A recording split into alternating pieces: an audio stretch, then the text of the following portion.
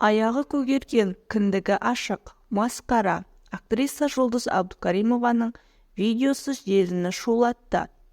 Жаңа жылды қайратсыз 4 баласымен Катар елінде қарсы алып жатқан актриса Жұлдыз Абдукаримованың видеосы желіні жарды.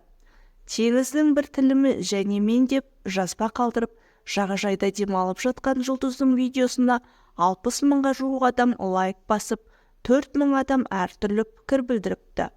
Жас келген сайын ақыл кіріп, бой тоқтататын еді. Бұлар жасы келген сайын шешінетін болды ғой. 5 бала таптық деп семіріп алдық. Жұлдыздан да 4 бала шықты, бірақ фигурасы қыздай ғой шіркін. Судың жағасында оранып жүрмесе керек, жап-жас ашық жүргені өзіне жарасып тұр.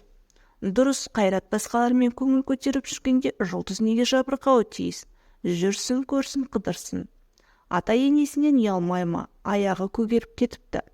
Қайрат қызғаныштан іші күйіп, ішіп кетпесін. 4 баланың анасы деп айтпайсың, от қой от. Қыстың жаз болғанынан, қатынның қыз болғанына сақта деуші еді апам деп жазды көпшілік. Айта кетейік, бірнеше жылдан бері Қайрат Нұртас әйелімен ажырасып кетіпті деген қауесетке тоқтау жоқ. Жұлдызды жұпты ел біресе ажыратып, біресе қосып жүр. 6 аяуда Қайраттың өзі Инстаграм парақшасы арқылы отбасына өлең жолдады.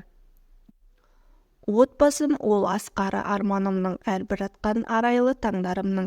Ол қыз үшін әкелік талпынысым, жігерімді арнасам жан ұямы. Жыр әнімді арнадым халқым үшін. Жаратқанға мың алғыс әр күн үшін.